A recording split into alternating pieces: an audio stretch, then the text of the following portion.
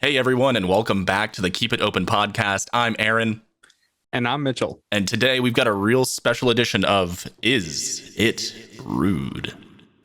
Yeah, today is not so much of a question, but more so just a topic. Let's talk about using turn signals while driving. And there goes the podcast. I hope you know, Mitchell, I'm going to talk about this for the next 2 hours. If you don't use a turn signal when you're driving, you're an asshole. I'm just putting it out there. I'm putting it out there. You're an asshole. It's so easy. There've got to be exceptions, though. No, where are the exceptions? Okay, all right. The only one I can think of is if like you're in your apartment complex or like there's no one behind you in like a very small suburb or something like. Yeah. What about like late at night, and maybe there's only you're at a left turn signal, right? Like left turn only. The whole lane is a left turn only. What about that case? I mean, yeah, sure. Like if you're in a lane and it's like, or you're in one of the U-turn lanes, like on the Texas highways, where like you can only take the U-turn. Like, yeah. Everyone knows where you're going, right? Don't get me wrong. I always use my turn signal too. But... Do you though? I do as well. Absolutely. I always use my turn signal. I mean, it's just not. It's I don't know. Well, I also kind of feel like a race car driver when I do. It's like yeah. Dude, there's this thing. So I grew up in Houston. There's just a thing about Houston where people just do not use the turn signal. Really?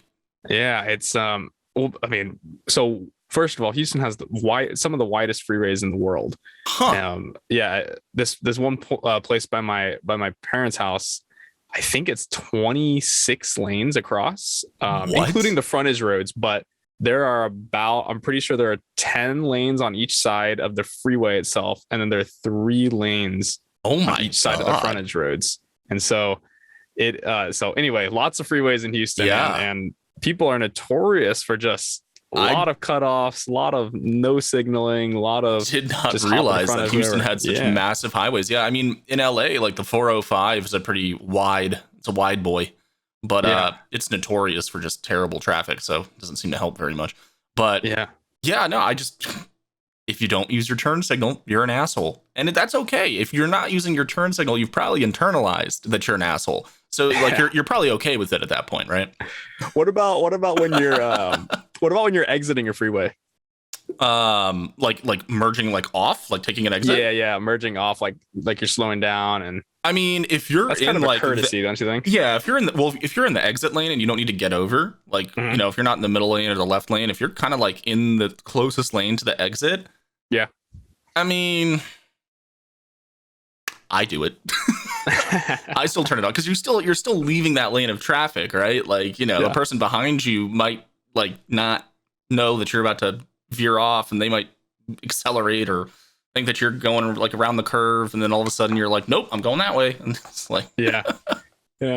What about when you're parallel parking? Do you throw on the blinkers or do you throw on the one light? I throw on the one blinker, but it's more so to call dibs. Okay. It's like just like any parking when spot, I'm pulling up to the spot, like I'll throw on my blinker, like, yeah, I'm taking this. Fuck off. You know what I mean? Yeah. I think I don't think that they don't teach you this in driving school, but I think I throw on the double blinkers. I think when I'm doing double parallel. blinker. Okay. Yeah, for parallel parking, I think, because especially if it's a road where people have to go around you. Yeah, that's true for sure. I don't know. Now I'm thinking about it. Maybe I just throw on the single one. But man, blinkers are super helpful. You should definitely use them. You should use your blinkers. Moral of the story is don't be an asshole. It's very rude. Use your blinkers. Yeah. Use the blinkers. Please use your blinkers. Just use them. Everybody in Houston, please use the blinkers. Specifically calling out H-Town right now. Mitchell's going to have all of H-Town coming after him. I hope so. I hope all of H-Town comes after me. Then also follow us on socials. That would be nice. Exactly. Yeah. That works. So Aaron, what are we talking about today?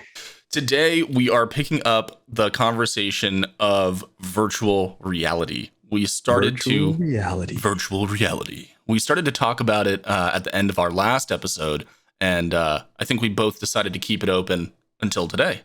So I'm really excited to talk about this. I think it's an inevitability. We're cruising towards this, version of the world, the digital version of the world, so fast. I'm super gassed to get into this conversation. Yeah, likewise. Why don't we start with kind of what we're doing right now. I mean, this is in a sense the first step towards virtual reality. Oh, absolutely. Living through screens, communication through screens as they start to engulf you. You know, we talk about this like one plane of screen, but once it gets to this 360, you know, version, that's the next step up. And then how long before we just plug into neural something? Implants. Plug in our brains into something, right? But you know, like even right now, go with phones, laptops, virtual work because of the pandemic and such. We're taking that next step, I feel.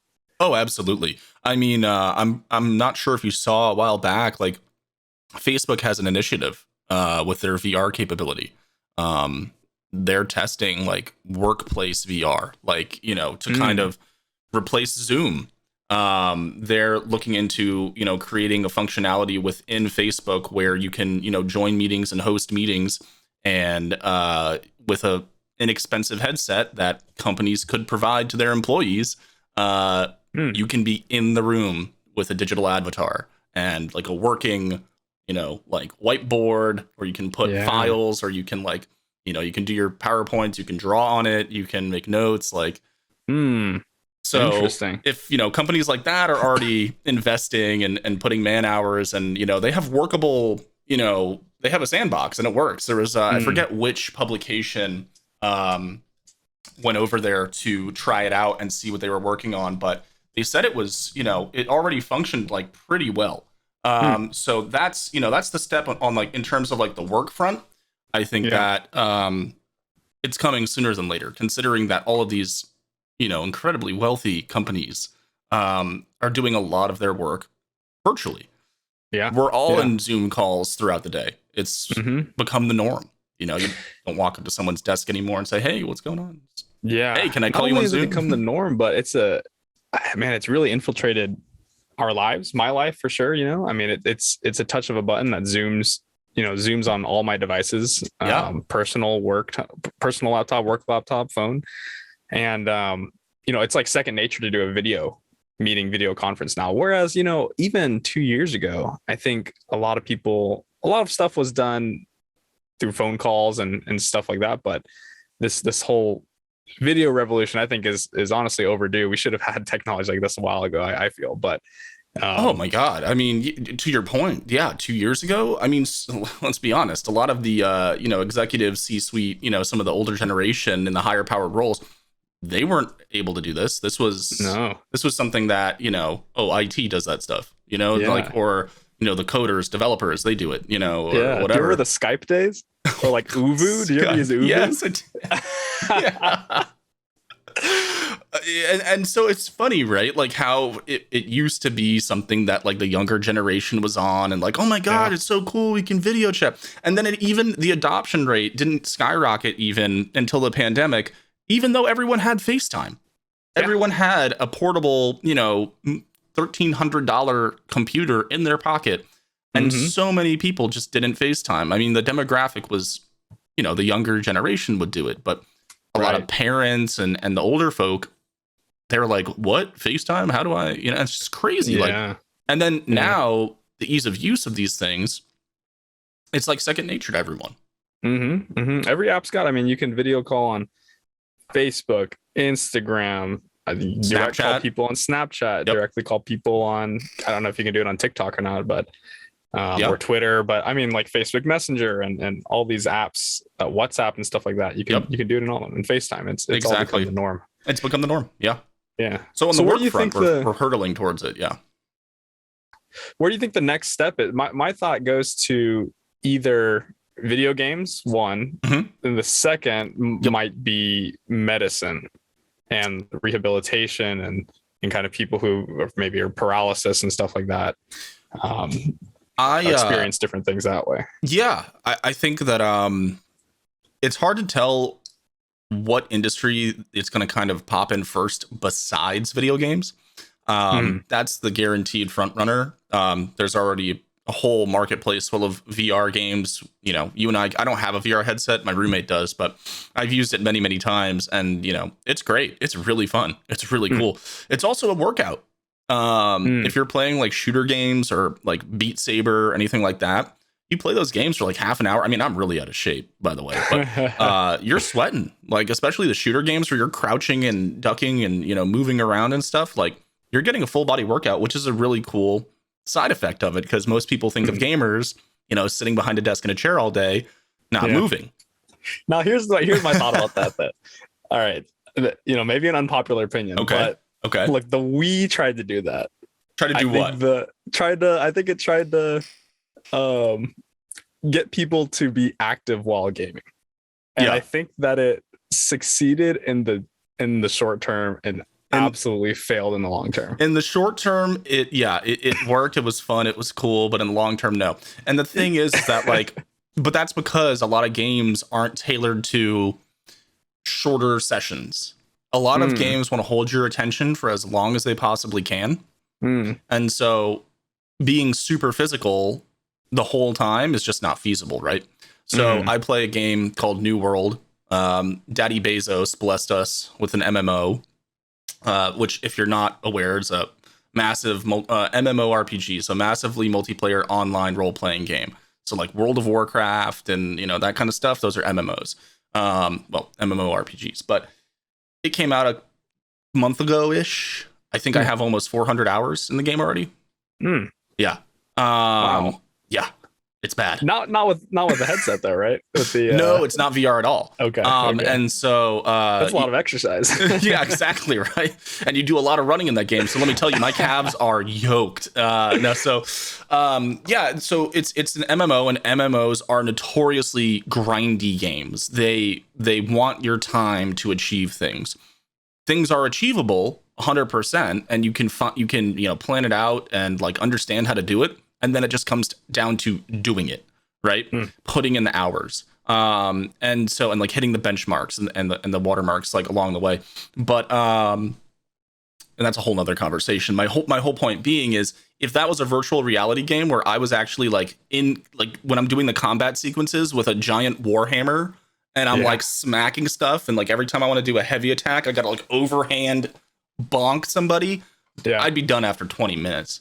I'd be on the couch, like sweating, like right. And so it's just not feasible. Now, other games like Super Hot, there's one, I forget the name of it. It's similar to Super Hot. They're little shooters, and there's like a slow motion aspect. You've probably seen some clips of it, but those are really fun because you play them in short bursts. Like the levels are about 5 minutes long, 10 minutes long.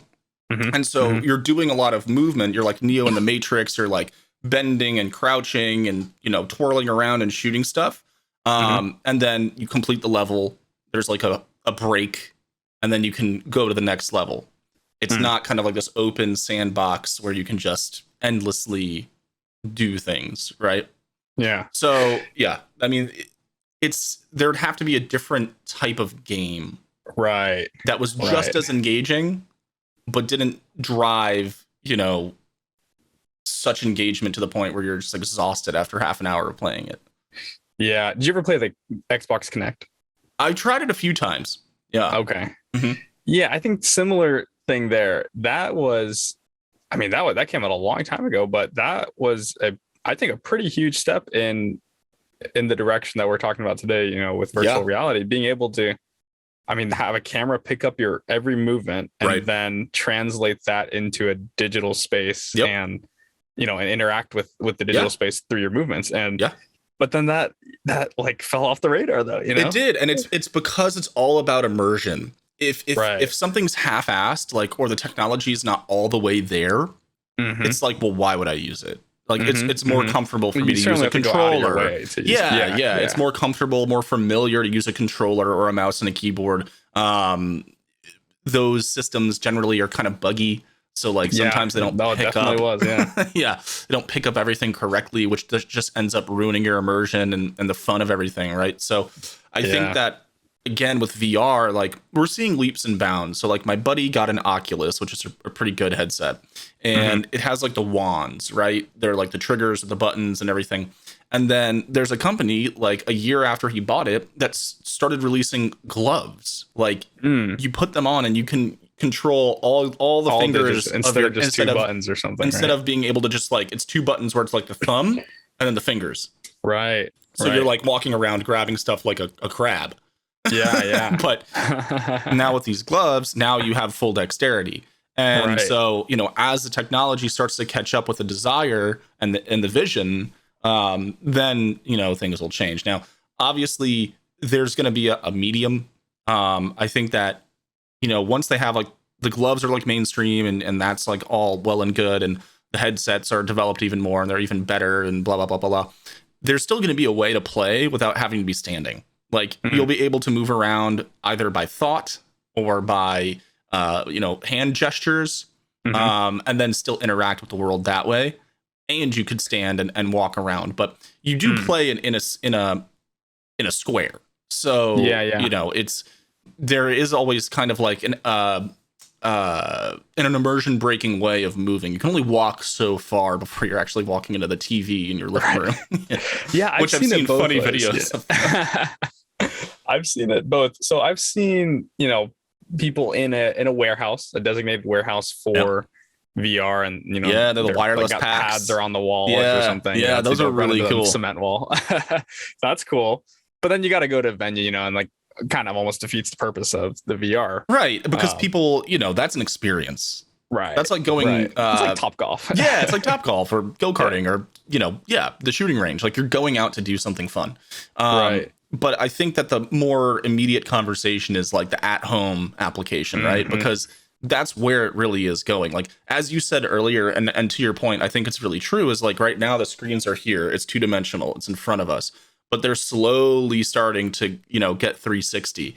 And I think literally and also kind of more like metaphorically, it's like everybody is looking at a screen all day. It's unavoidable. You cannot escape it. So I think first we should define what kind of virtual reality are we talking about? Because we're already living in one.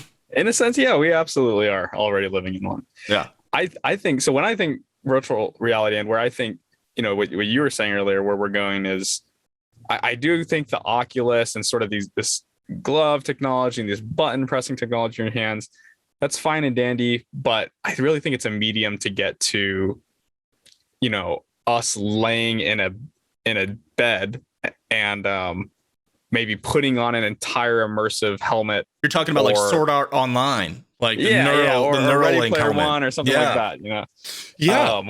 Where you might have a job in that virtual reality too, that you have to, you can create societal value in that virtual reality, play that whole thing, and then take your money from there and go to the grocery store. I mean, by that time we'll probably have it delivered, but and this idea, this idea has been, thrown around for quite a long time, ever since Second Life. My cat's making an appearance. Everyone, if you haven't met Babu, that's his tale. But so this has been around since Second Life, where people were actually doing jobs like in Second Life and getting paid. Bars, nightclubs, DJing, like all kinds of stuff. And I'm pretty sure, I'm not super big into like VR chat. I know it's kind of got like a cult following, but I'm pretty sure the same thing. Oh, really? You gotta check it out. VR chat. A lot of memes have come from VR chat as well. So any of my fellow internet frogs, you know what I'm talking about. But it is. I would say it's like the evolution of Second Life. VR chat is, and a lot of people, that use video games as an escape and as a coping mechanism and stuff like that, they love VR chat. It's a breeding ground for that type of mentality or that mindset, because it is very immersive and you can create crazy stuff. I mean, you can, if you have someone that's good with 3D modeling, you can have them, you can pay them to make you, or if you're friends with them, they'll just do it, a custom model. You can build your own avatar, your own reality. You can make, you can look however you want to look. And that's really enticing to a lot of people. I wish I had hair. If I go to VR chat, I could have hair. You'll definitely have hair. I'll definitely have hair. And so, right. And again, it plays into the human condition and, changing reality without really, taking drastic steps to alter it. So like, if I want to have hair, for example, I got to go try medication or like Rogaine or like, I got to do all these things, right? I got to spend all this money and try to make things happen.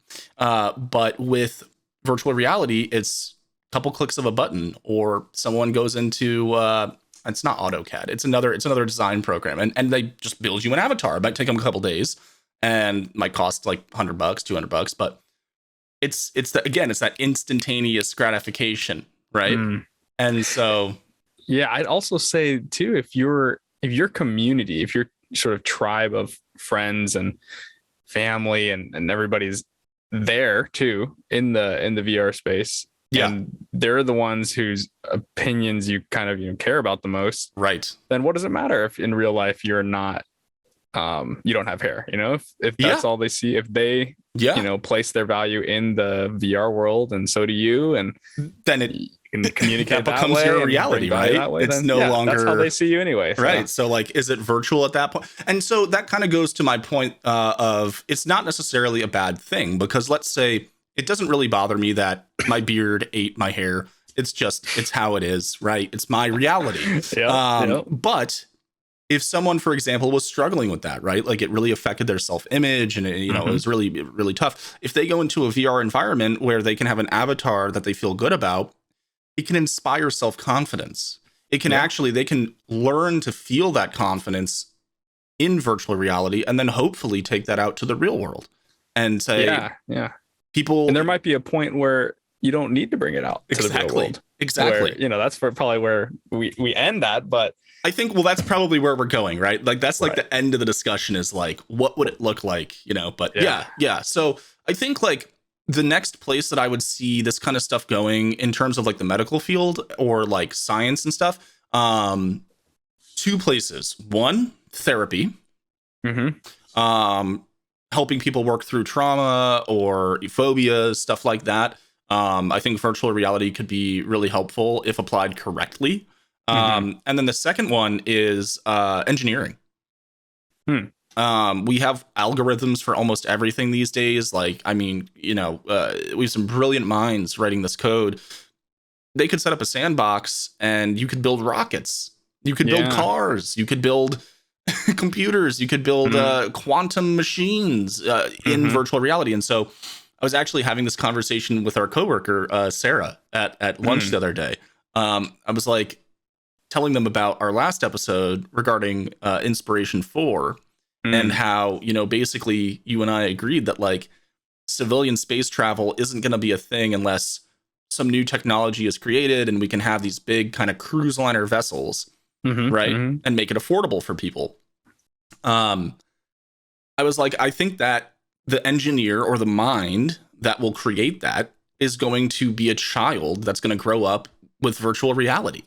Going to be 5, 6, 7 years old with a headset on, or maybe plugged in a virtual sandbox, running simulations, building this thing and running simulations in the virtual world, and then figuring something out in the real world, and then figuring it out in the real world. And, that's true. I agree, man. I think that video games get such a bad reputation, especially from the generation above us, but my perception of like what is possible in the world comes from things like video games and wacky TV shows and stuff, and look, now stuff's coming true, like fully electric cars, space travel, stuff like that. Like I would not, those ideas wouldn't have been planted in my mind had it not been for a video game or a TV show, right? And so and that in itself, TV shows and video games are a form, I'd say, of virtual reality themselves. But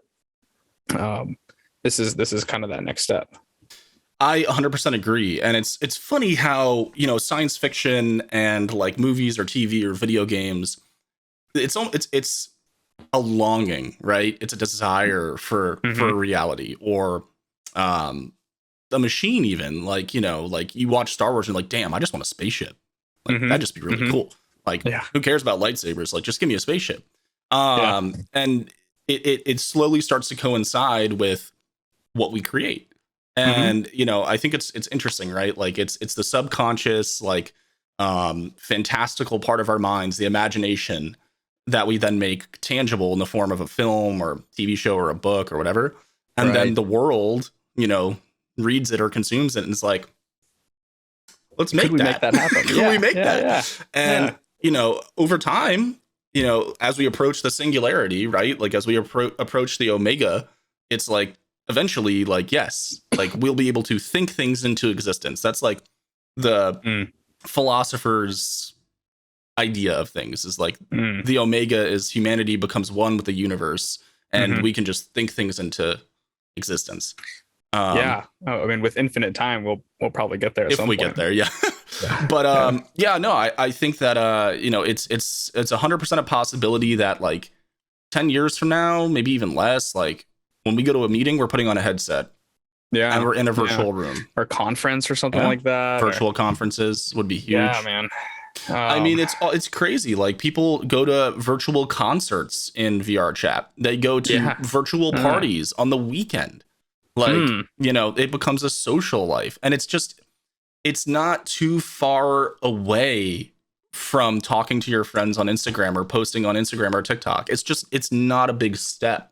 Right. To go a little bit further, Right. That idea, I'm sure for me, it's kind of hard to imagine an avatar going to a party and then, you're spending even a couple hours there just chatting with people and as if you're at a real party and I don't know, maybe there's some drinks or something like that too in the virtual world. And I've never seen that. I've never seen it before, but no, people drink on their end of the screen. Well, the headset. When they go to the bar or in the virtual reality, they're drinking. They're just, they're not physically there together, but it doesn't matter, right? Like you're still getting that social interaction. Like something about it to me, like I immediately feel like I need to have a negative reaction to it.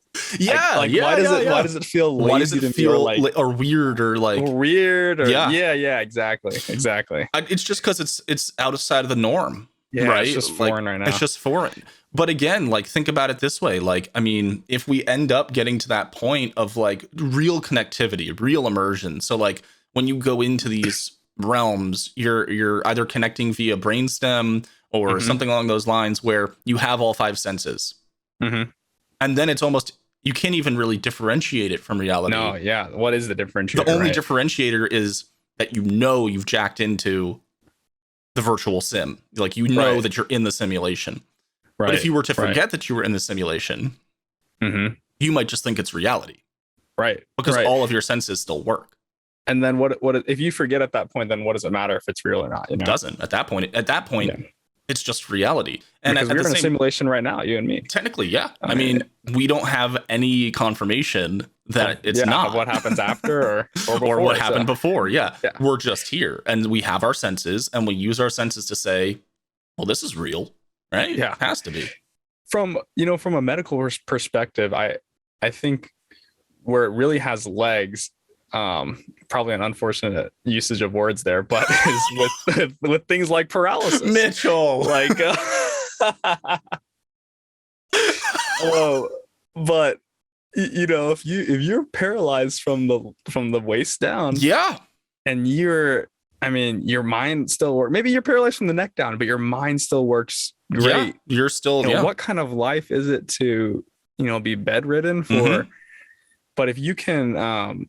If you can plug into one of these environments and live your whole life as an avatar, and then, I mean, that's an extreme example, but what if your life just isn't great, and you're just, you hate your job and you come home and you, instead of watching the Fox News or something, like instead you plug into one of these and you release tension, like you're not in pain, you're distracted, and that in itself has a lot of value, I feel. It does, and that's what people do with video games already, right? Like a lot of people, they come home from work and they play video games and then they go like eat dinner or spend time with their significant other or take a shower or whatever, and then go about the rest of their day. But it's a really good way to decompress, and it's a lot of people do it, and more people do it now than ever before. Video games are incredibly popular. And so, I guess the question then becomes like, at what point does it stop being a game? Right. And at what point does someone create a world? Like you said, where you could have a job and you could get paid. And I think we're going to see a marriage between like cryptocurrencies And that reality, that virtual world that someone will build, it will happen. I know people are already working on it. Like, it's going to become a thing at some point. Right. I mean, even on a non-gaming front too, like when people go and let's say you throw on a track in the background that helps you to meditate. Have you ever heard any of those tracks that like an ASMR style thing, but they're talking 100%. Like, relax, like help you fall guided asleep meditation, stuff like that. And then maybe you have a little fragrance oil or something, and your eyes are closed, but you're just imagining it, right? That, and then with the use of technology, there you're transported to a new world. It's almost like we're not even video games at this point, right? It's like forced meditation. Yeah. Does that defeat the purpose of meditation? I mean, yeah. So I mean, like, meditation, right, is to like clear your mind and like and like, I think that there might be an application for that with virtual reality, but I think that at a high level, virtual reality is about distraction, entertainment, and probably at the end of the day, money. Like, it's probably gonna be a paid thing. I think that's what we're getting at. I mean, it's no different than TV. It's the next TV. It's the next internet. It's the next it's the next World of Warcraft, that humanity has had as an entertainment. Yeah. No, and so it's just really like again, like the technology, it's going to catch up with the idea sooner than later, in my opinion. I think that we're going to end up in a society probably within the next 50 years where it's a possibility to plug in and disconnect. The paradoxical statement, but I mean, and who knows, like that could be the end of modern day humanity. Like, giant superstructures could be built where we all go in and plug in, and we go into pods like the Matrix, and then we build AI and machines, and then there for a while, they do work around Earth to keep us all running, and we live in a utopia. Man, and then there's the then there's the Matrix theory, where the machines are like, well, screw you guys, we're going to turn you into batteries, and you're not going to know the difference. Right. But so it's like all these things. That's the red pill. That's the red pill blue pill question, right? And that's the question that the Matrix asks so well and displayed is like, do you want to stay here, or do you want to be part of reality? Because reality is really shitty. Yeah, you could just stay in the simulation, and the simulation's like not nearly as bad. So and then that's a whole philosophical conversation, but I think that it's going to be exciting to see what like the premier tech is when it finally hits. Like, it's gonna be pretty hype when that, because I feel like things have hit. I mean, we've talked about it already here, but I mean, things have hit, but they're not. I think we're still in like the Wii or the Xbox Kinect phase. They're appetizers. We're getting there. We're getting to the main course. Yeah, but it's just not.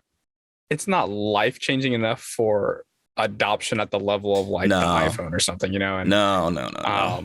But I think once you can show people that you can be fully immersed in a world and and then connect with maybe with gamers first, but then connect with people like I don't really game too much, but connect with people like me, like what can I get out of that kind of thing? And once whatever that happens, you want. then whatever that's what it's going to be. That's going to be the selling point of this world eventually. Is going to be like, you can be whatever you want. You can have whatever you want. Like, depending on how they set it up, right? So then that just comes down to like, as long as you grind for it, I guess. Yeah, probably. Whoever creates it, right? And pay us. I mean, it depends, right? So like, who knows? Like, for example, bear with me, thought experiment. It could be a world that is built by one genius or a team of people, who knows, right? And to play in that world, or live, I guess you could say, in that world, you have to pay a subscription, and there's like tiered packages. There's like the, I hate my job, here's $20. I just want to disappear for a couple hours a night. And then there's the, I want to be the emperor, $1,000 a month. And you get like a crazy house, and you get like access to certain things, or maybe you get like a special identifier, like a ring or a piece of jewelry or a special coat, a cosmetic that you can like equip, that people will know that you're a supporter. This is already done in video games. This is already in done. Every video game, has something like pay to play type games, and also like rewarding you, like showing other people in the community that you spent money. And then there's achievements that show that you've spent time. So it's going to come down to like, what's the catch, right? Like, can I go in and configure my reality, or am I really playing in someone else's reality? Yeah, it seems to come down to either money or time. I mean, I see another version where maybe it's a social media model where everybody can use it for free. But to be part of it, you maybe need to have a job in there, and you need to do a certain. You have to provide. You have to provide to the society, and maybe you need a farm for the society or whatever for maybe 10 minutes of your day or whatever every day, and then you can play for free. And then not to mention, if it's free, you're going to start seeing ads for everything, right? And then we'll just live back in our normal world here. Exactly. So like at some point, does it just go full tilt? And then like one day you're like, fuck this, and you unplug and you go back to the real world. Like, back to the real I want to go world, back to my other shitty job. And then we just cycle back. I don't know, man. I mean, you get that. Let's say you take that environment that I just think about.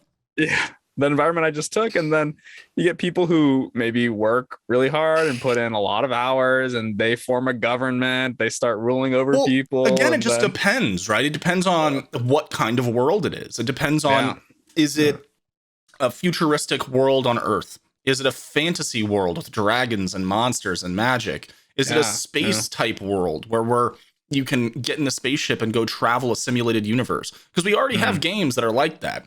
There's a game called Elite Dangerous. I don't know if you've ever heard of it. It is a simulated model of the known universe, and it's not our universe, but it's modeled after it. And like, I might be wrong on some of these points, so Elite Dangerous frogs, correct me. But please correct us. There was a mission in this video game to travel to one of the furthest points of the universe that no one had been to yet in a game. It took them like 2 months to get there in a game. Wow. They were flying like hours and hours and hours a day. Yeah. And it was like a convoy.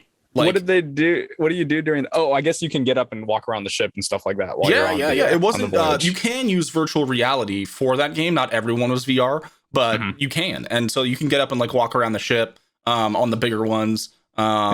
And like you can look around and stuff like that. And then like obviously you probably have like Netflix pulled up somewhere and you're just like watching that too while you're flying in the abyss. But that's my point is like a group of people did a space voyage that took IRL, like I think it was 2 months to reach. I'm pretty sure.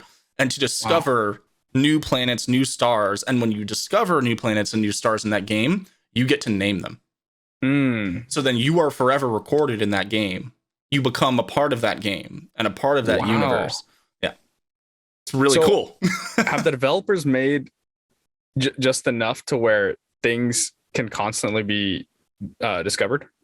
They've made so much that it's insane. Like how much. I'll actually pull up like a clip right here, of Elite Dangerous' star map, and I'll zoom around a little bit so you guys can see kind of how it looks and how massive it is.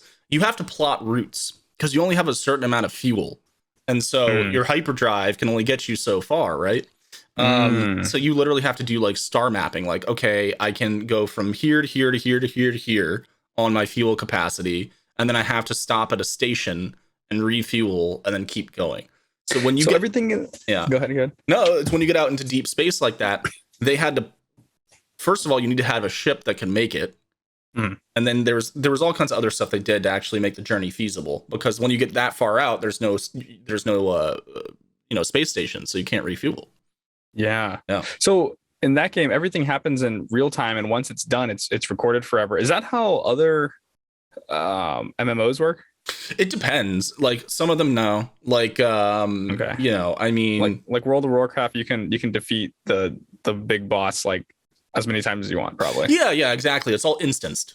Okay. Yeah. Okay. So a lot of MMOs, like, content is very much repeatable, and that's where the idea of farming comes from. So like in New World, for example, my character's in endgame. I'm at level cap. There's not a lot of content out for the game yet because it just released. So most people that are, pretty adamant gamers, are not adamant, but what's the word I'm looking for here? Committed. I'll go with that. Yeah. Us committed gamers, we get through stuff quick. We identify like the best possible route. We identify like, what are the win conditions? How do I expedite this process without like min-maxing, in other words. And so there's a few different areas in the game that are end game areas, and they have bosses that spawn every like 10 minutes.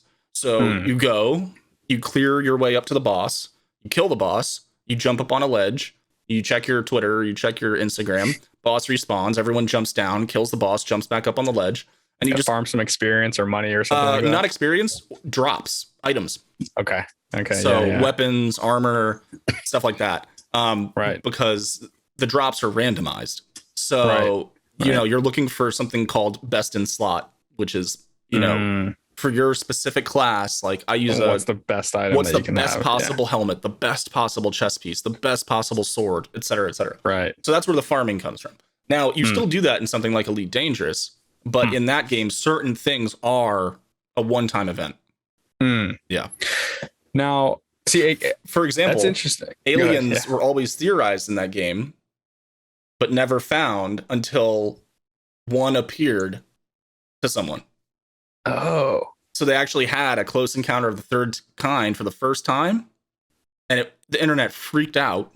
Wow. And then after that, they started popping up more frequently, and it was really well done by the developers. Oh, okay. So that had been planned out from the beginning, probably. That eventually it was going to happen. And I'm not sure if like they unlocked it in the code so that like, okay, this has been in the code but not active, and now we're going to activate it, or if like they were just in a certain area of the galaxy, of the universe, and once people made it that far out, they'd start appearing. But it was really crazy, and I'll see if I can find the video and I'll put it in the comments below because it's actually really cool. The guy that had first contact was a veteran player. He's in warp, like hyperspeed, right? And something pulled him out of hyperspeed. Like the ship started flashing red lights, and like it's like, and then he's like spinning in space, and he's like, "What? What just? This doesn't happen. How did this happen?" And then this like vessel just comes from over his head, and it's like, beaming him up. What a specific like. It was making like instant, crazy sounds, and then it like looks at it, like turns and looks at him, and like big red light comes out, and then it just like gone. Wow, that's cool. So I mean, the developers had to plan out that guy would go on the specific route in that game, which is not possible. I think it was random. Yeah. Oh yeah. I think he just made it far enough out. And either they said, yeah, okay, like it's time, we're ready to let these things loose. So if someone makes it to this area, they might run into them. And then once the first encounter happens, then they're just going to start showing up. But it was really fucking cool. And that's the thing. Like you can have these crazy moments in those games, and you're going to go want to talk to someone about that. Right. That's the thing about larger than life. I mean, with a world like that, I think the question for me is, will everything that can happen, will that happen? I guess, like in that world, for example, there's probably only, let's say it's 1 million things that could happen, right? Like you run into aliens, you discover this world, XYZ, whatever. And so can you eventually get to the end and complete the game, versus a game that is completely open sandbox, and there are infinite things that could happen based on like interactions with other people and things like that. And so I mean, there's kind of infinite things that can happen in most of these games because a lot of them are based on the players and the interactions that you have with players. For example, New World, it's faction based. So there's 3 different factions. There's green, yellow, and purple. And you fight for territory. And territory goes back and forth, and it breaks down even more by, they're called companies, but it's guilds, right? So guilds actually govern the territory. So like, let's say Aaron's guild takes Mitchell's guild's territory. Then my guild sets tax rates, all that stuff, blah, blah, blah, blah, blah. But my people aren't the only people in that town. It's anyone can be in that town of any color. We just control the territory. So okay, and then there's politics. There's like there's all and kinds you can of go to war over the territory too. You can go to war over the territory. You just need to like pay money, and you have to like throw the area into conflict. But yeah, so I mean, these systems to kind of bring it back is like, without me just nerding the fuck out and talking about video games the rest of the podcast, is these systems are getting elaborate. So to your point, yes, there can be an infinite amount of experience to be had.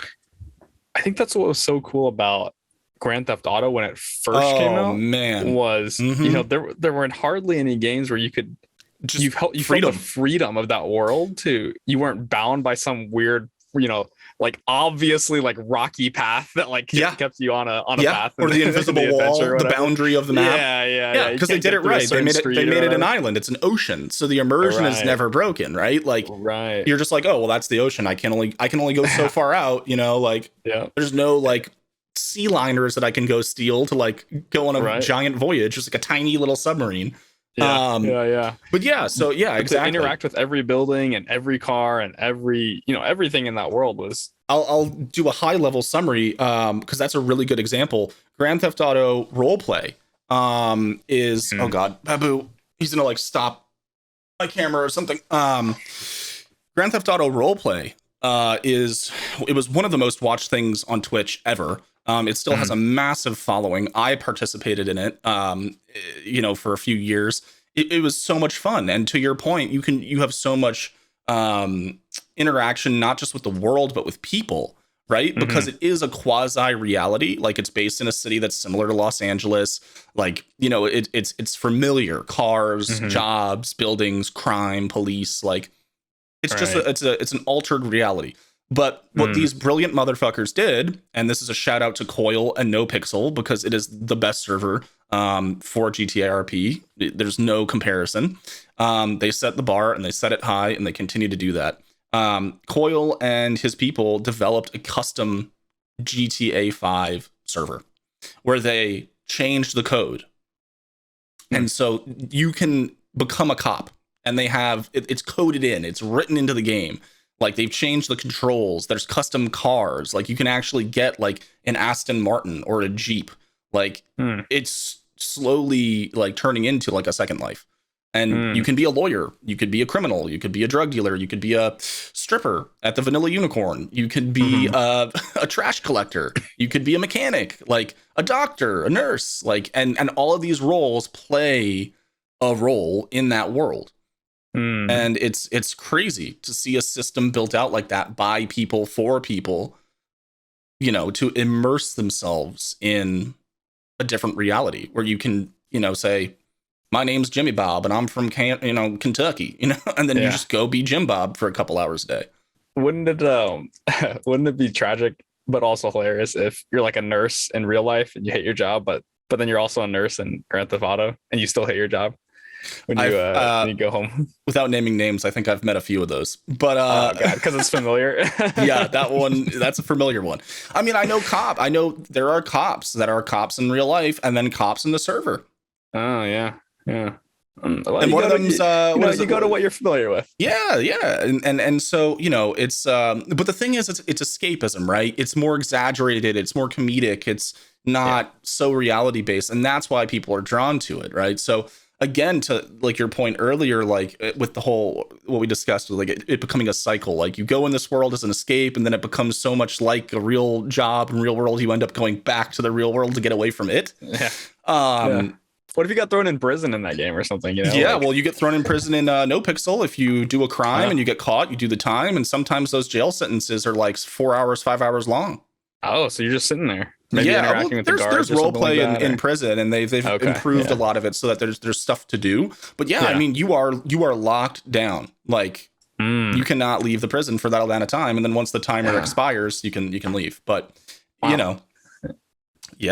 these games are so foreign to me. And so I've spent a lot of time with this, and so like I can tell you, man, it's coming. Like, this is going to be a reality because we're so close to it already.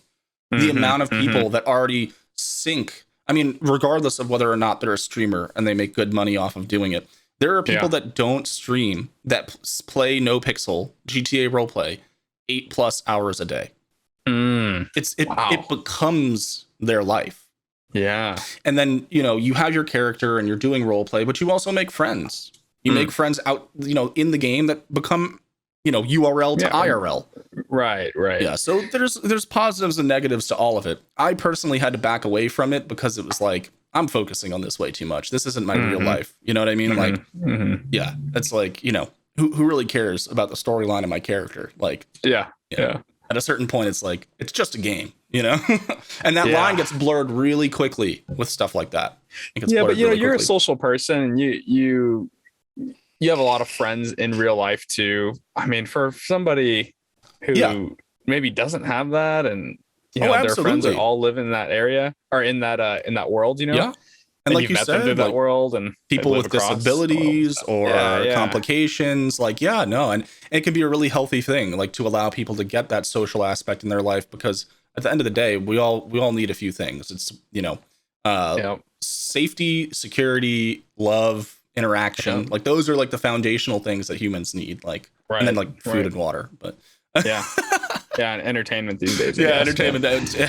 I can't live without TikTok, man. yeah. Hey, when was the last time you went a day without looking at a phone? Oh, fuck, dude. Dude, probably since the first day you got a phone. Yeah. I was thinking about that the other day. I think the last day I went without looking at my phones in particular was when I first got a phone. In I think it's been like grade school. Yeah. Yeah, I think I got my first phone in 6th grade. 7th grade. Okay. Yeah. I got it in 9th grade. Absolutely. It's life changing. Yeah. That's the thing, right? Like if you took away a kid's phone now and they weren't able to like play their little games or go on social media or watch YouTube, they'd fucking lose it. Yeah. I'd lose it, man. I mean, what do I do all day? What do people do all day? If someone told me I couldn't play video games or like, like watch fucking memes on the internet, like I would lose my mind. Like, I don't know what I would do. I consume a lot of digital media, a lot. And so it's kind of like, I can sit here and say, oh, this is going to happen, I'm included in that. I'm probably one of those people that the minute it's shown it's safe, I will neural link into a simulated reality. Like I will be one of the first people in there if I can. Dude, we should talk about where this goes long term. Yeah. I mean, it's hard to say, right? Like, I think it's the, well, first, I think, science fiction and TV shows and games would tell me that, you link in via something that hooks up to your brain or your spinal cord or something. Yep. Then you get fully immersed in this world, and then, you can pull out whatever, like take Avatar, the Blue People movie. Right? Like something like that. Yeah, exactly. Or like Altered Carbon. Is digital though. Altered Carbon on Netflix. Yeah. Okay, I haven't seen it, but so I won't spoil anything. It's really good. You should check it out. This first season's really good. I didn't really watch the second season. I think it should have been a limited series, but I think that about a lot of things these days, because sometimes it just drags shit out, and it's just like, you're ruining it. Why are you ruining it? It was a good story. I don't know, man. I think sometimes the most satisfying thing. This is a side note. Sometimes the most satisfying thing about a book or a movie is the last page or the credits. I think people fail to realize the impact of saying the end. But it's a topic for another day. Well, what makes things good is the fact that they existed for a finite amount of time. Exactly. They exist in a vacuum. It's not just endless, on and on and on.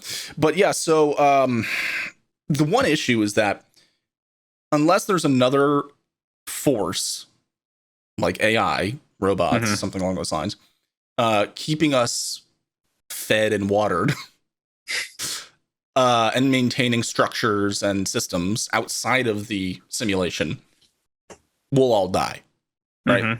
And if everyone's plugged in, like in the Matrix, for example, who's going to take care of stuff, right? That's why the robots were important to that scenario, because without them, then the humans wouldn't even be in the simulation, right?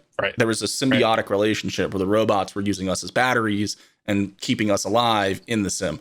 In something like Altered Carbon, I forget what they call it, the net, I think. Again, you could jack in, and it was a virtual world, and they portrayed it as heavy drug abuse. Because so using the system is the drug. Yes. Leaving that reality. Like, people were so addicted to being in that virtual reality where they could be whoever they wanted, and that they were just like emaciated in abandoned subways, like wrapped up in trench coats, like just huddled over, and their eyes are just like blue, and they're just like in the, you know, in the net. And so, I mean, those are definitely two kind of like dystopian images of how things could go.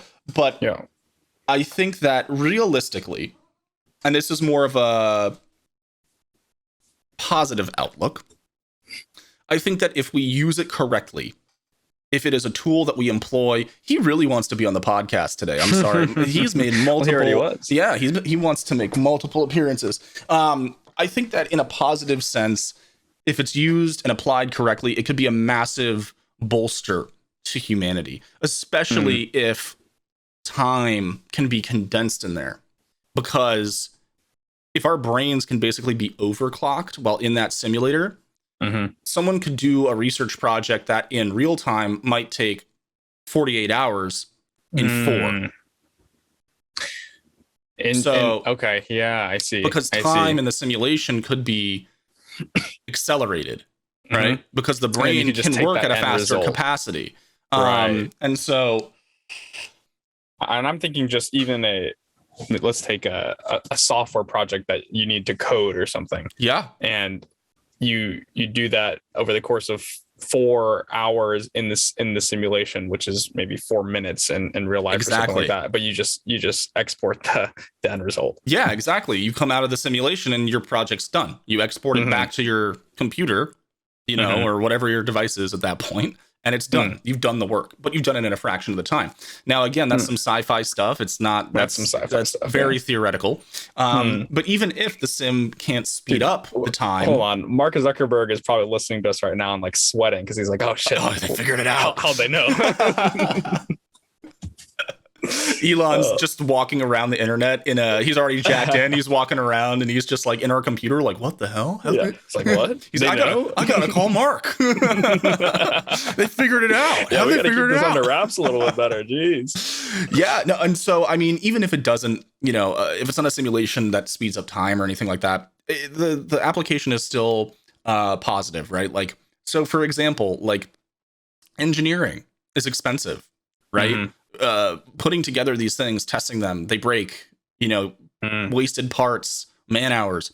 If you can build a sandbox environment for engineers to go in and build things, and the algorithms are very close to reality and they can run simulations of these things they're building, then the cost of actually going and physically testing it and physically building it just plummets. I mean, you're saving so much money and time by doing it in a sandbox than by doing it IRL. And that's, I mean, we already start to do that with things like AutoCAD and right.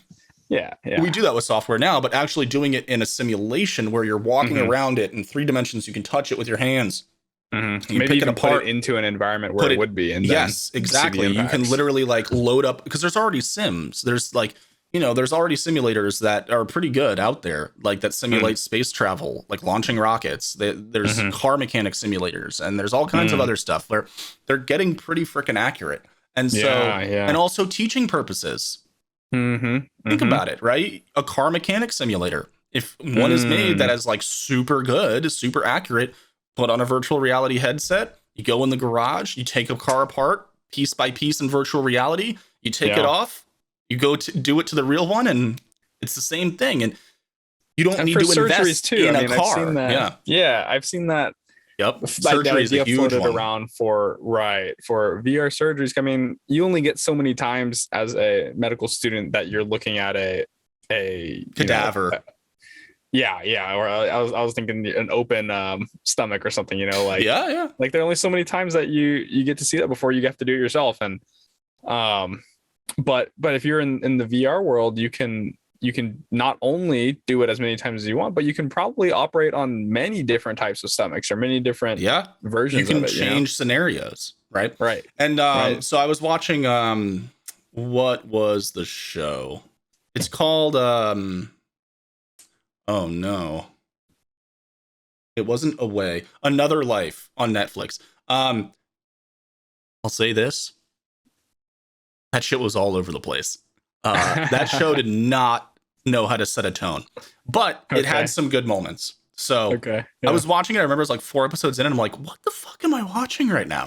And then I kept watching. I'm like, okay. And then like, so it's a space sci-fi show, and there's a very highly evolved AI, and he's a hologram. And he can like travel around the ship. He can walk. He looks like a person, but you can't touch him. But he looks like a person. Like until your hand goes through him, like the way light refracts off his skin, he looks totally real, right? So that was a really cool concept. And there was one episode where they, what was it?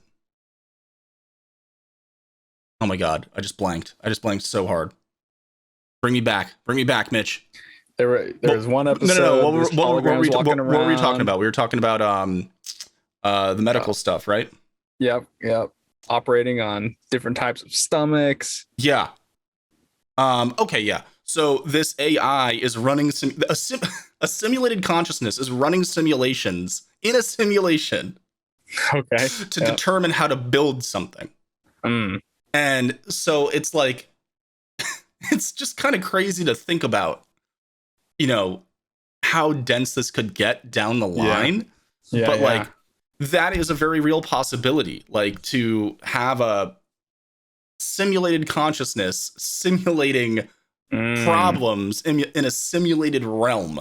You know what I mean? Like it's just going to build on top of itself. Like we're not just going to stop at like plugging into a virtual world. Like AI is going to play a huge part in this, like cryptocurrencies and like all of that stuff. But going back to, I there was something else I definitely wanted to talk about with that, but it's escaping me. Endgame. It has to be administered correctly. Because like I said, if everyone's jacked in, who's going to do the work? Like the real world doesn't just fade away because everyone decides to plug in. Well, I think that you get a world where there's, and we almost see this today actually, but you get a world where there's, I would call it digital people and probably non-digital people. You know, the service industry, the people who need to be doing the hard, you know, the real work, and not hard in the sense that, you know, it's difficult, but hard in the sort of tangible work, will have to do that still because, you know, I think this will evolve much faster than a robot that can, I don't know, build a very specific part of a building or something, right? Right. And so you'll still have people doing that work, and then you'll get people who are digital workers or digital livers or and you know, we kind of have that now with, oh, you're a work from home kind of person, you're a you stay at home and you work out of your laptop all day, like that's your job, versus you go and you put siding on a house or something, or or even a restaurant or something, right? And I know that's a real take. No, that's a good take. I think that's broad brush, but no. I think that's how it's going to start. 100%. I think that's how it starts. Is a division, right? I wonder what kinds of jobs would be in that digital realm. Obviously, entertainment. Some entertainment aspects would be in there. I think a lot of the stuff that we just mentioned with simulated stuff, like there and coding, a lot of coding can probably be done through there. Anything that's done, I think, remotely now with probably a digital work, even something like music creation, video editing. Yeah.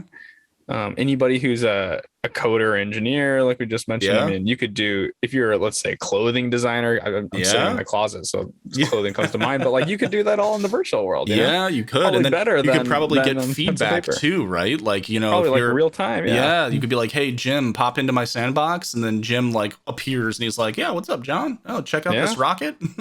Oh, okay. You know, let's fire it off, you know, and like they like, what conditions? And then it's like, let's do this percentage humidity in this terrain. And then it just becomes that. And then, you know, and it's like, oh, looks like that O-ring burnt up. We're going to have to check something out there. I mean, that's real, man. Like that, that just doesn't even, I think it's crazy because I'm realizing it now that as we're talking about it, that doesn't seem far away to me. That doesn't seem far away at all. That seems like very realistic. Well, the fact that we can do it, let's take even like let's take like a hurricane simulation or something. We say, okay, this hurricane's coming through this city. Where do we think, the buildings are going to be most susceptible? Where's water going to pool up and flood, et cetera? Run the fact that we can do that based on, the satellite data and city record data and stuff like that, we can create an environment for spaceships, but anything else, right? Like, could even be you could create maybe food through that, right? You could say like, well, we can map out what the human taste bud looks like and how sugar reacts with salt and all these other foods, and what's the optimal food item to create in this simulation, and then make it in real life. But actually, now that I'm saying it out loud, what it kind of sounds like is almost a white collar, blue collar divide. Yeah. It's like the same as who worked in those big New York offices versus who worked, building the offices themselves. Yep. Now it'll become that, who works in information focused, technology focused job, and who works in the brick and mortar industry, right? Like, and one's not better than the other. Things. Yeah. I think blue collar, white collar anyway is like a political thing that they try to do to divide people anyway. But I think you're totally right. I think especially like on the work front, that's what we're going to see. We're going to see some kind of divide like that. And then on the entertainment side, it's going to be like we said, people are going to come home and plug in to relax or to have some enjoyment or go hang out with friends. Like, think about it just like, let's say you have a friend that's not in the US. That's not even, even in the US, like we're in Texas, they're in New York. You want to grab a beer with your friend. You throw on your headset or you plug in or whatever it may be. And then you say, hey, let's meet at this bar. And you go to that digital bar, however you end up getting there. There's a bunch of different ways to travel in the, in the virtual world. That sounds really cool, actually. And then you can hang out with your friend in a digital bar. Yeah. Because it sucks right now. If you want to hang out with somebody, people at the beginning of COVID, people were doing that whole, like family Zooms and stuff like that. But after 4 or 5 times, you're kind of like, come on, guys. Like, like, I didn't like you before. I'm not going to like you now, I think everyone can empathize with that. Yeah. Oh, but you know what? But if you do have a friend that you really like across the country, and there's something missing though with a video chat right now that I think that, like you're saying, going to a neutral setting that both of you maybe don't know. In a physical place. Like, it's physical as far as it enough for it to matter. Right. Right. Yeah. And you could both be, drinking a beer on your own side, but you're still experiencing that more. New thing together. Right. You're getting more. Yeah. And then again, like, obviously in these entertaining realms, like reality won't be as much of a fixed construct. So like maybe the bar is in a volcano. Or maybe the bar is in like a magical freaking castle, or like on the back of a giant creature that's walking around who knows, man? Like, and that would be freaking rad. Wow. You know what I mean? Like, that would be fucking cool. And the way graphics are these days and how good things can look, it'll be mesmerizing. Like, I've already played video games where I've appeared in a new area and been like, just like rotated my camera around and been like, holy shit.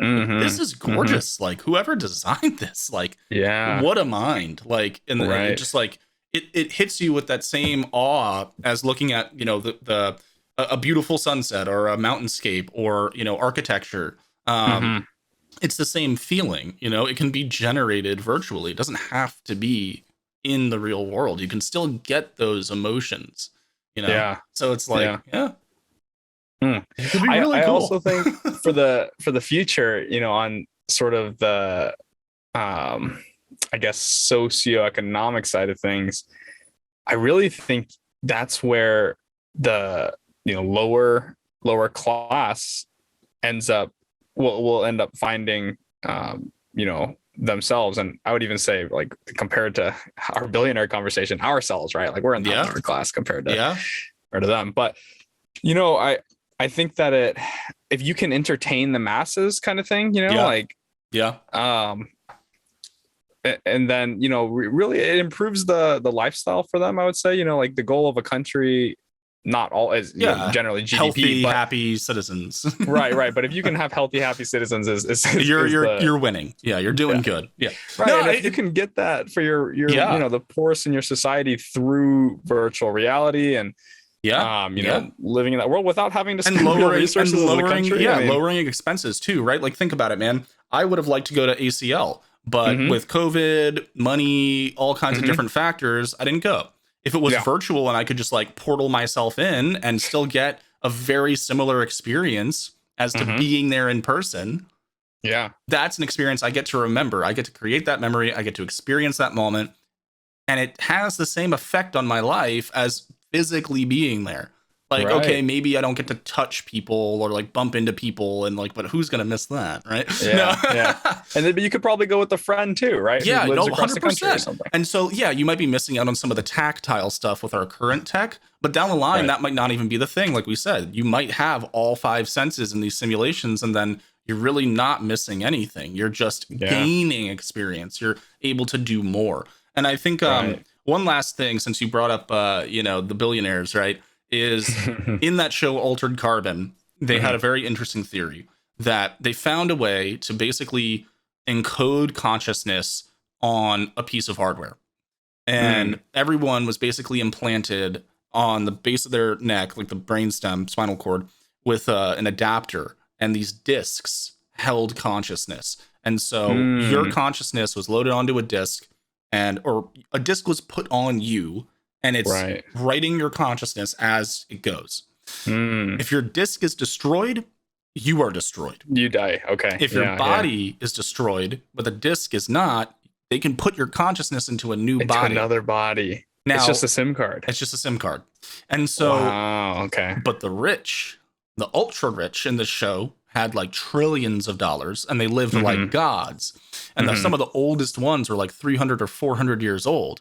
And they had custom satellites, private satellites that orbited their position at all times. First of all, they didn't live on Earth. They lived in space mansions above Earth. They did, or their consciousness did? No, like the physical bodies, like them and their families. They lived off Earth in in homes that orbited Earth. Which is also like that's wild. Actually a great idea. Yeah, right. Yeah. But they had these satellites that would follow them around, basically. And there was the whole premise of the show is there was a 30-minute window where this one billionaire was killed and then reincarnated because he has a private stockhouse of clones of his body. And so if his consciousness is ever destroyed, the satellite beams the most recent backup to a new body, and he just wakes up. And so there was a dead zone, right? So the satellite, there was a 30-minute dead zone, like once a day. That's not backing up his consciousness. And so that's the whole premise of the show. But I think that that's really interesting, right? Like, what if a discrepancy like that does happen, where some of this tech is reserved for the rich, and it's very impactful, like extending life by hundreds of years. Yeah. And the rest of us, maybe infinite. Yeah. But what do you think? Do you think that is ethical or moral or not? Like, should people have that ability if you had the means? I think that's a difficult conversation because it's kind of ingrained in humanity, right? Like, to continue to live, like survival is part of us. And if presented with the opportunity to theoretically live forever, why would you turn that down? Just because not everyone else can do it. And again, should everyone be able to do it? Overpopulation and, famine, like these are real things that we deal with now. If everyone can live for hundreds and hundreds of years, hopefully we have a solution to those things first. So I think that, like, in a perfect world, everyone would be able to access that kind of technology and really, unlock the potential of human consciousness by extending our lives. Realistically, there's a lot of hurdles to get over before we even remotely come close to something like that, Yeah. It's like, it's a brain buster to think about, right? Like, it is. Yeah. I think that humanity does want to survive. Or it's ingrained in us to think that.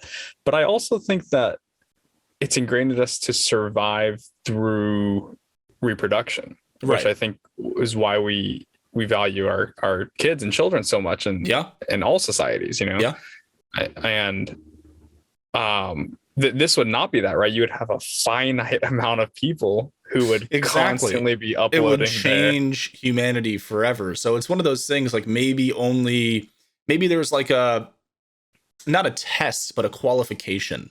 So like our greatest minds get that. You know, our most brilliant engineers and doctors and but then now we're saying like some lives are more valuable than others. But are they not? I think it depends on what you value. Well, yeah, I think so too. I mean, at our core, no life is more important than the next. But I think that realistically, if you look at it from a kitty cat, if you look at it from a perspective that is not human, if you just look at it from a strictly like statistical or logical or, you know, a point of like, how do we get further? Then a brilliant engineer is much more important than me, or a doctor that's like curing cancer, or like, you know, that person definitely provides more to society, you know? But then I would ask, like, you know, is that person an outcome of nature or nurture? And did you or I, who are not solving cancer or a brilliant engineer, did we just not have that nurture? Do we just not have it innately? And then does that make us inherently less valuable than that other person? I don't think it makes us less valuable, but you know, it's one of those things, right? It's like, you know, you can't give everyone the opportunity to be immortal, because then you said, like, then it's just there would be no reproduction because no one would ever die. So like kids would have to be limited or none at all. And you know, it would be kind of chaos, to be honest with you. Yeah. Sorry. My cat has decided to make a lot of noise, so I pay attention to him. But yeah, I think that, like, you know, that's a hard conversation, right? Because, like, you know, the one part of me says, yeah, people can be deemed as more important or less important. But then the other side of me says, no, everyone's equal. We're all important. All life is important.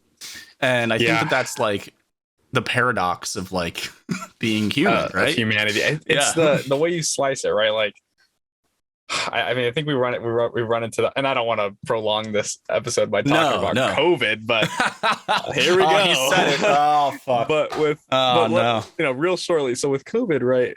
If you're at a hospital and you're the doctor has to make a decision between giving, you know, a bed between let's say a phenomenal engineer, right, and let's say a kid who's 10 years old, whole life ahead of them, could be the doctor who solves cancer, could be another. How do you choose? And maybe the brilliant engineer is 85 years old also. You know, then I think that's the moral question that we get to. And I think that it's exacerbated when we start to talk about this virtual reality where, and I mentioned that, you know, I think a lot of the lower class, lower income will gravitate towards it the most, just because of the escapism aspect. 100%. Then it's like, okay, well, if they're gravitating to it first, then they're sort of being nurtured that way, and because of that, maybe they never fulfill their full potential as that brilliant doctor outside of that reality. And then you get this cycle of these people can never escape. That's a possibility too.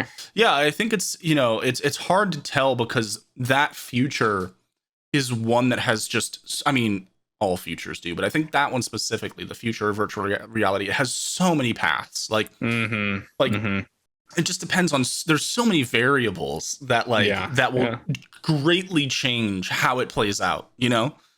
Like, it just, you know, is it, did someone make it and we're playing in their sandbox, or is it a sandbox that we can customize and configure for our enjoyment? Like, just those two things drastically change the conversation. Is it someone else's world who has control and we're just playing in it? Or is it you buy in and then you can customize your world and you can create your reality? Just those two alone, I mean, you know, vastly different outcomes can come from that. Yeah. We're going to have to do a part 2, like, down the line. We're gonna have to, like, think about this more, and like as more tech comes out, actually play an MMO or something. Dude, We'll talk. Yeah, you gotta try it out and understand what it's like to like kind of live virtually for a little bit, I think. Dude, that's the thing. I just used to get sucked into video games. That's what I'm saying. Much they suck you in. Yeah. But they're great. They're amazing. So fun. I love them. I love them. They're terrific.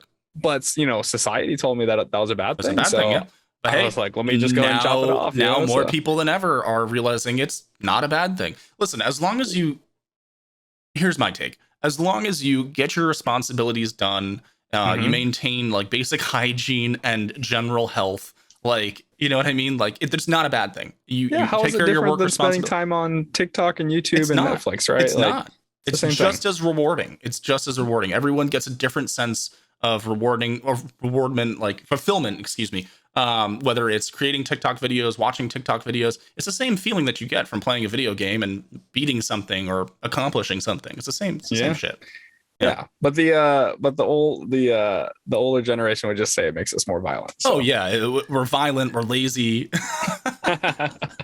But every generation before, thinks the next one. Exactly. It's just part of humanity. Yeah, it's part of humanity. Part 2 in the future, we have to continue talking about this topic because it's just such a so robust, man.